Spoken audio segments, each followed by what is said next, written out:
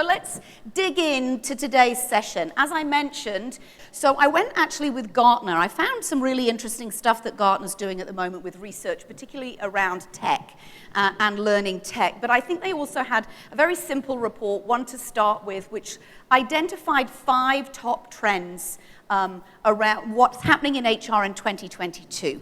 So coming in at number 1, according to the Gartner report with the HR leaders that they researched, was building critical skills and competencies. Oh. Okay, so 59% of HR leaders, don't start changing your answers now. Oh, we had that one. Yeah.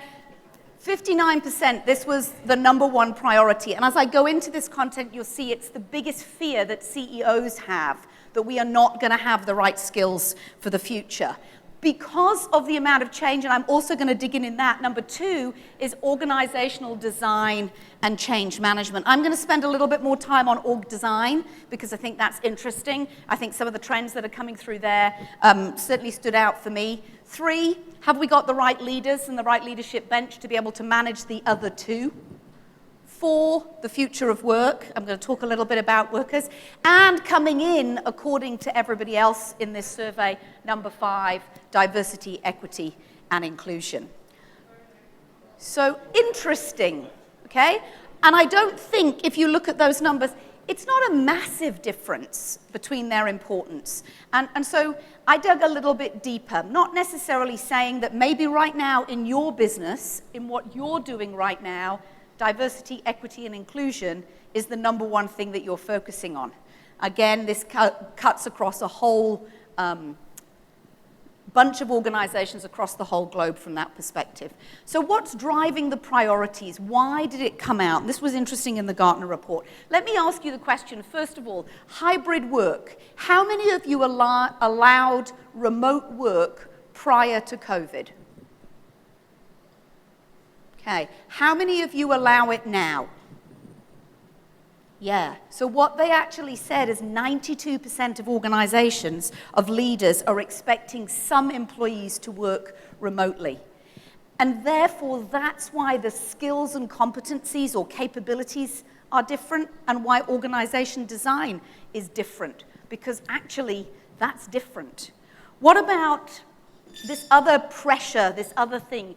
Competition for talent, okay? I think here they said 91% were either extremely concerned or concerned about retention of talent. How many in the room, that's a big focus from your leaders right now about hanging on to talent? Yeah, okay? And the third thing was around the pressure of equity and inclusion and making sure that we have diversity. In fact, 2,000 CEOs signed a pledge, and 76% of employees said they would not join an organization if it didn't look like it had an equity policy or it looked fair from that perspective. So they are driving those priorities according to Gartner. Now what becomes interesting for me is spend.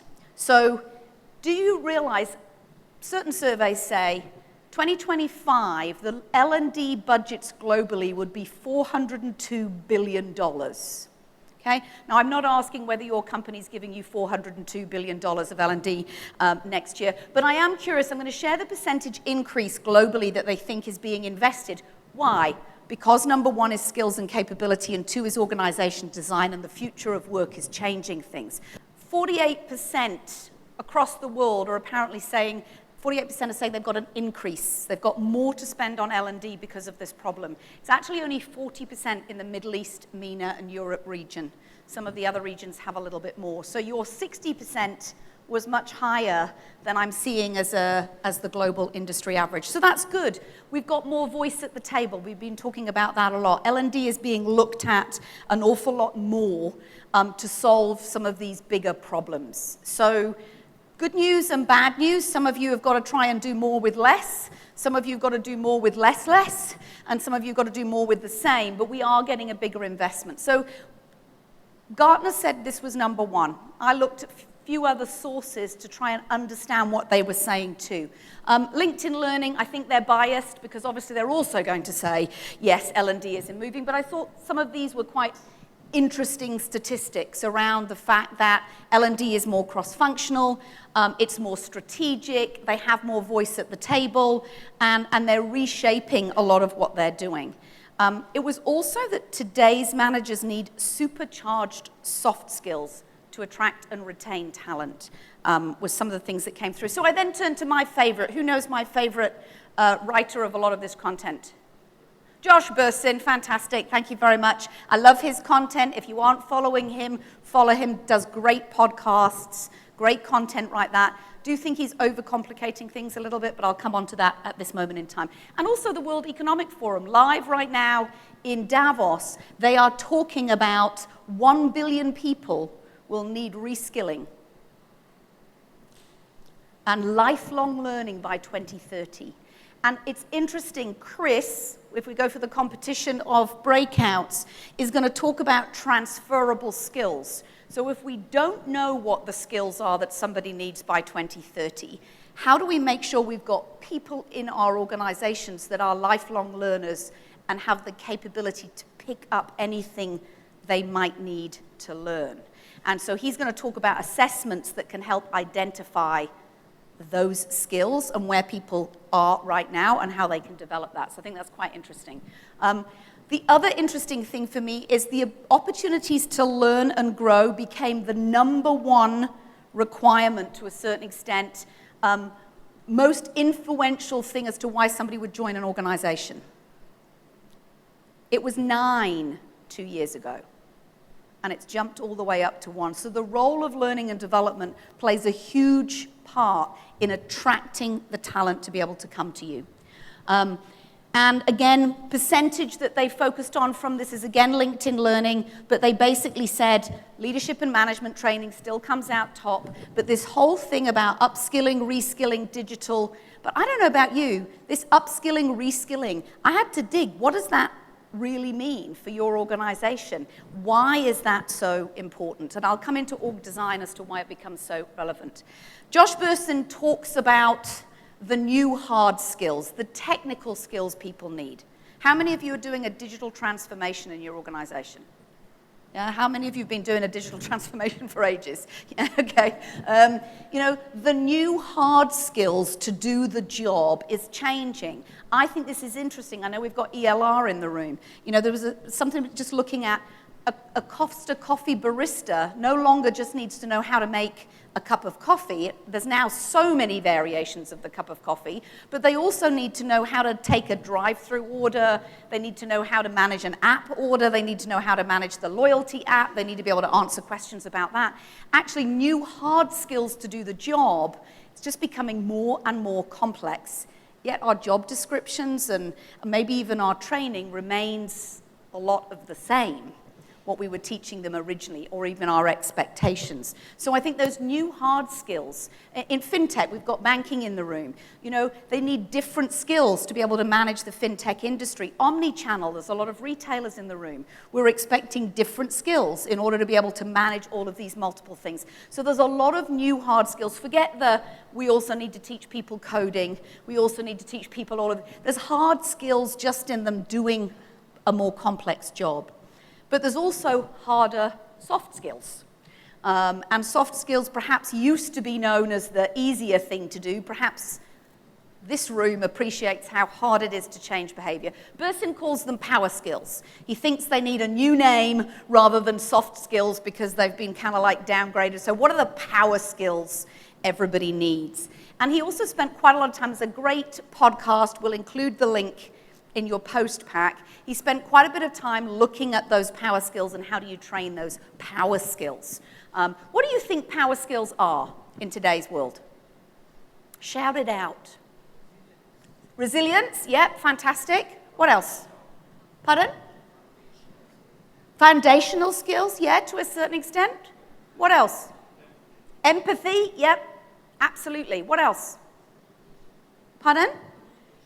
Communication skills, 100%. Oh, managing ambiguity, yeah, managing this constant change and being comfortable with the uncomfortable. from that perspective. A lot of the skills that maybe you in HR and L&D have want managers and leaders to spend a lot of time on in the past now suddenly bubble up to the surface. Emotional intelligence, your ability to manage these different things becomes key.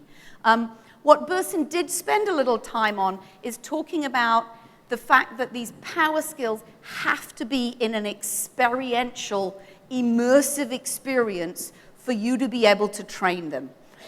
And I'm a fan of the amount of learning content that is now out there. But I'm also a great believer that providing somebody with a library of content will not necessarily change behavior. Okay?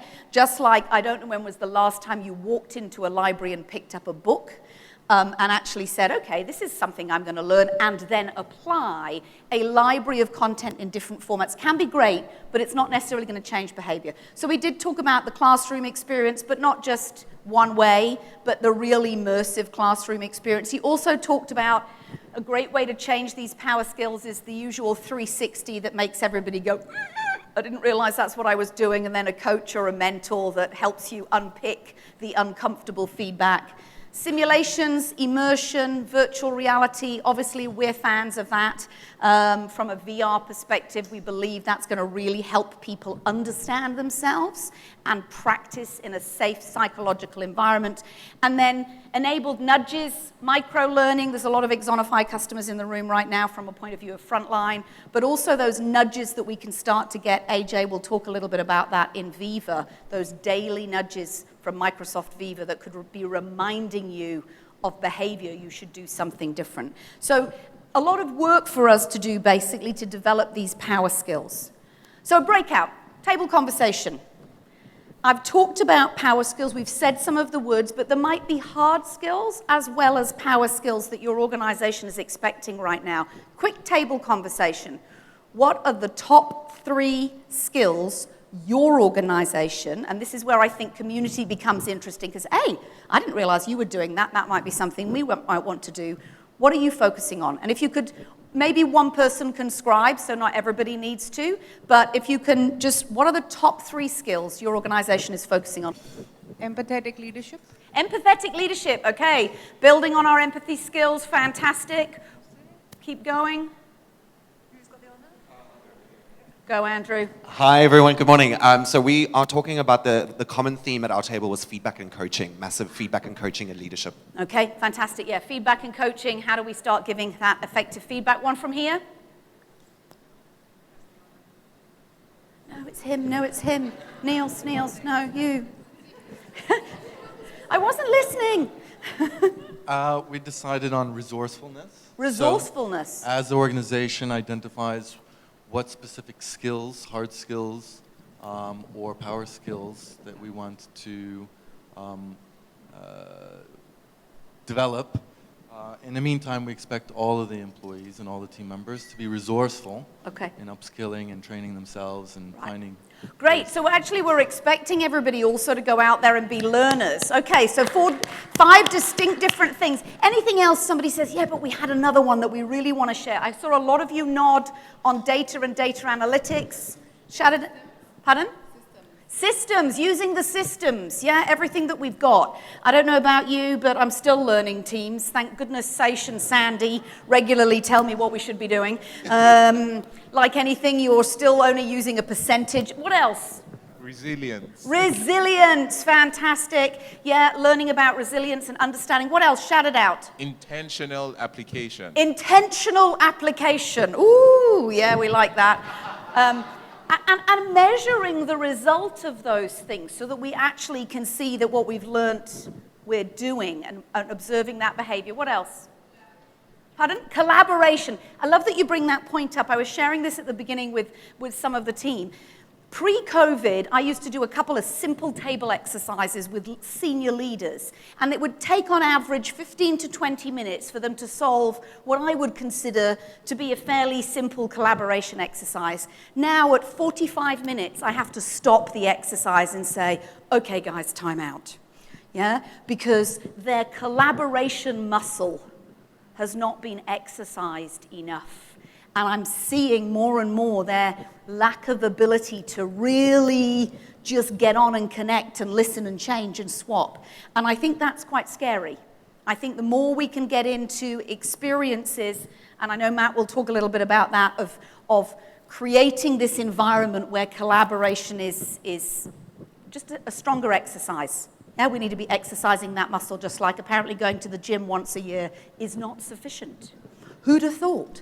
And collaborating is not that easy, even though we maybe were able to do it before. So it's from that perspective. So yeah, lots of things to go on. And I think that becomes really interesting. These skills are all changing, and they're all changing partly because of the pressures on organization design.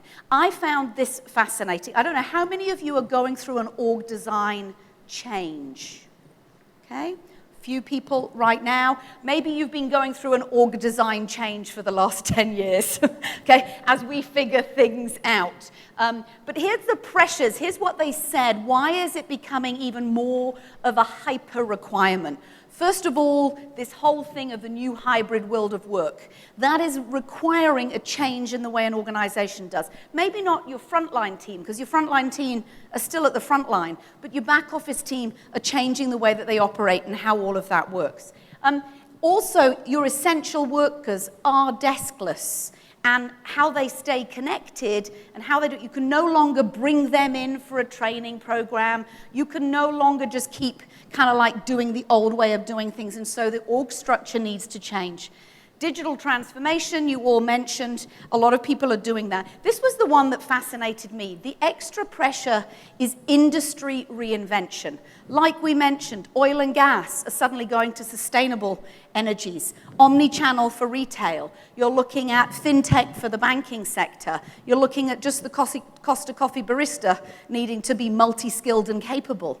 In the airline industry, you're competing and fighting, but you're actually having to re-onboard a lot of new people that perhaps as you ramp back up, all of that is putting pressure on organization design. And just keeping the hierarchical structures or keeping the way that we worked before competes with all of these additional pressures that everybody's saying. If you need some stats to prove why it's important to build what Burson calls it, and a great, very lengthy, a bit if you want to go to sleep, report called Agile Organizations, he basically identified that an agile and accountable organization is 3.7 times more likely to delight customers and 2.3 times more likely to hit financial targets, but also more likely to be a great place to work, create a sense of belonging and create engagement, and be ready to adapt and adopt change and be more innovative. And so this ability to change an organization from what we used to know to what we need to do now is huge. Now, I'll be honest, I'm no org design expert, and as I read the document, I definitely think there needs to be people out there that do that well, because it's complex. But I did like some of the things that they talked about, and I'll share in a moment some of the starting steps. Yeah, only 11% globally have got it right, so give yourself a little bit of a break from that perspective. 25% globally still think they're in a haphazard structure, and 33% think they're in a traditional design. So I think our industry is changing. Here were the 4 things that I found fascinating. Data, you've already said, that's something we're learning. How do we redesign based on data rather than what the CEO thinks? Or perhaps what you think from yesterday's conversations? How do we go out and get that data about way people are working and use this talent intelligence to help companies make better decisions? How do we create accountability charts and be really clear who's accountable for what, so that we can be crystal clear on how you might change? And I love this, involve the employees in design. I appreciate we've got some consultants in the room, but I'm sure that they wouldn't also want to go in and do a massive amount of work and change an organization without people talking about what actually happens in their jobs. I just think we need to be aware of some of these things. The third trend, to a certain extent, was current leadership bench. Now, there's lots around this, and I don't want to steal some of Chris's talking about transferable skills, but when we talked about the leadership skills, specifically leadership skills, these are some of the trends that we've had in the last, what are we, June? We're nearly into June. Are we nearly into June? So in 2022, okay, if we ranked and analyzed the inquiries coming in, these were some of the skills that came through from a point of view of clients asking us here around their focus. I'd like you to take, because I'm doing quite well on my time right now, I'd like you to take a quick conversation, haven't got a slide for this, on your tables. What do you think the hardest skill is to teach your leaders? You were talking about your focus right now. What's the hardest? I just want you to come up with one per table. You've got 3 minutes. What's the hardest thing to get them able to do? Not learn, but do. So the number one skill that we said is probably the toughest to get across is listening to others and listening to yourselves as well, particularly referencing performance conversations. Okay, fantastic. Listening to self, listening to others, and particularly around performance conversations. What do we have over here? And remember, you might have had the same thing, but build on it, add something different. So I think we decided, or we agreed on that, our leaders need to be their authentic self. And that's the biggest challenge for leadership. Not everybody needs to be a clone of everyone, and we don't particularly have to have a role model, but it's just that, understanding your own self so that, people do appreciate the diversity within the firm. Great. And being your authentic self is hard when we keep training everybody to do all of these things which are in a model or the same or whatever else it might be. Yeah, difficult challenge, okay? What about from here? We also said authentic leadership. So in a traditional setting, we're told that the person we are outside of work may not necessarily be the most professional fit. But when we look at millennials and Gen Zs, for them, they will not follow someone they don't trust. Mm-hmm. So how do we present our authentic selves to people? How do we be brave and courageous whilst also remaining professional and empathetic and diplomatic and making the right decisions? Gosh, leadership is hard, isn't it? Yeah, 100%. So we mirror what table 2 said. Okay, fantastic. Authentic self, building that trust and realizing that people aren't just going to follow you because you've got the title anymore. Yep. Come on, no, not me. We also spoke a lot about coaching skills and getting the best out of people through developing and investing in them rather than just directing them, and getting results through telling them what to do. Right, okay. So investing in your talent and not expecting immediate results, because a lot of them are, we said a lot of our leaders are under huge pressure to achieve results, so they forgo that kind of long-term investment into their people. They just tell them. They decide it's faster to tell you what to do to get the results faster. Yeah, absolutely. So it's faster for us to do that than it is to wait so that they can do it without me. Yeah, fantastic, very good. Okay, and the final, the table at the back. We discuss about the complexity also now with development.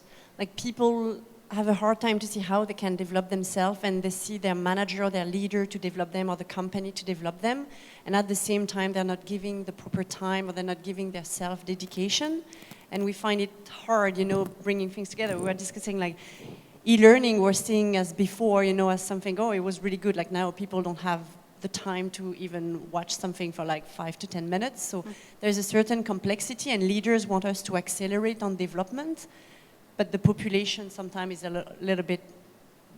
It's got a mismatch between what they can do. Exactly, and they think like it's easy, but it's not in reality at all. Yeah, and I think, thank you, and I think we had a lot of content now, don't we? There's so much, it actually becomes overwhelming as to where even to start to be able to do all of those things. So yeah, I think leadership is hard, and I think we need to acknowledge that with our leaders as well. They're also under, as somebody said, a lot of pressure to deliver business results. And we're saying, yeah, but we also need you to do it this way, authentically as yourself, while still following this performance framework that we'd like you to follow, while still doing this and doing all the right behaviors and modeling empathy. How come the numbers aren't there? So leadership is really hard, and I think that's what put pressures and burnout on L&D from that perspective. It also comes down to, I think, work is different. I pulled out a few questions in this Future of Work section from Gartner that I thought was interesting to me, and I don't know whether, I'm curious to create a bit of a dialogue here on some of the things that you might be doing in your organizations, because you might not learn from us, we might not learn from Gartner, we might learn from somebody who's already doing it in the room. So they identified 3 accelerated trends in the future of work. The 3 were around remote work, hybrid workforce, employee data, or data, whichever country you come from, and contingent workers. So I was curious, let's go to remote work. How many of you have changed your recruitment structures because now certain talent doesn't have to be based in Dubai? Because it's expensive.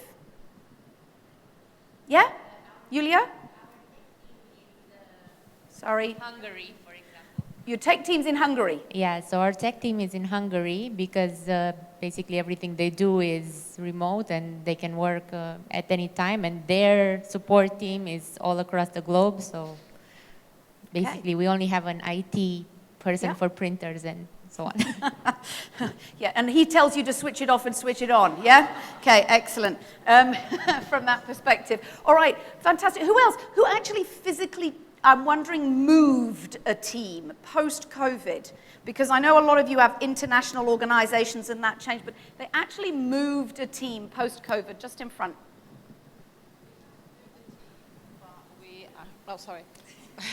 We haven't moved the team, but we're actually very similar. So we're actually hiring remotely as well in so many different countries. There's no limit. If there's a talent, we just hire them there and we engage with them remotely.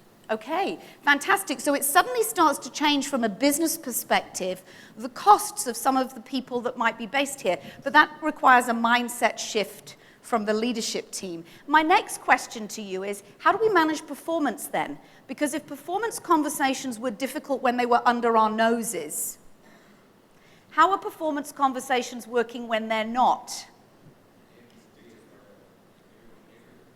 Right, so I think it's interesting, the leadership challenges that are going to change because of the future of work. I believe we weren't doing these things that easily beforehand as leaders. We had the tendency to tell because it was faster than coach. We had the tendency to follow a model because we perhaps didn't know we could be our authentic selves. And now remote work is going to mean that that just becomes harder and harder to change that leadership. I'm wondering if anybody is doing something, and maybe some of the bigger consulting firms will be doing this, doing some work around developing leaders specifically to manage that hybrid work environment and change the way they behave.